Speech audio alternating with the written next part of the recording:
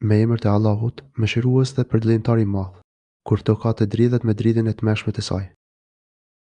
Kur të tronditet toka, me një dridhje të fuqishme, Allahu i lartësuar na tregon për atë që do të ndodhë ditën e Kiametit.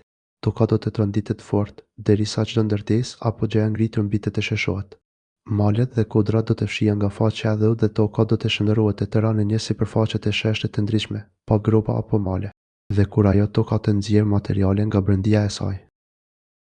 Kur toka të nxjerrë atë që mban në barkun e saj, toka do të nxjerrë gjithçka që mban barku i saj, siç janë të vdekurit apo thesarët që fshihen brenda saj. Dhe njeriu të thërret, çka ka ajo? Kur njeriu të thotë, çfarë po ndodh me tokën? Për çuditse kur njeriu të shohë se çfarë do t'i ndodhë tokës atë ditë, do të thotë i tmerruar, çfarë po ndodh me tokën? Për çuditse, atë ditë ajo tregon lajmet e veta, veprat e mira dhe të këqija që kanë ngjarë në të. Atë ditë ajo, toka do të rrëfejë historitë e veta, sepse Zoti yt e ka urdhëruar atë. Atë ditë toka do të dëshmojë për gjithçka që bota ka punuar mbi shpinën e saj, të mira apo të këqija qofshin. Atë ditë edhe toka, ashtu si shumë dëshmitar të tjerë, do të dëshmojë për veprat e robërve, sepse ky është urdhri i Zotit të saj, dhe ajo kursesi nuk mund ta thyejë urdhrin e tij, sepse Zoti yt e ka urdhëruar atë. U tefsiru sure es, Zezele, ajet 4. Atë ditë, njerëzit do të paraqiten në grupe të ndara, për t'ju treguar veprat e tyre. Atë ditë, njerëzit do të tubohen të ndarë në grupe që të shihen, e llogaritën për veprat e tyre. Ditën e Kiametit, kur Zoti të gjykojë njerëzit, ata do të jenë të ndarë në grupe veç e veç.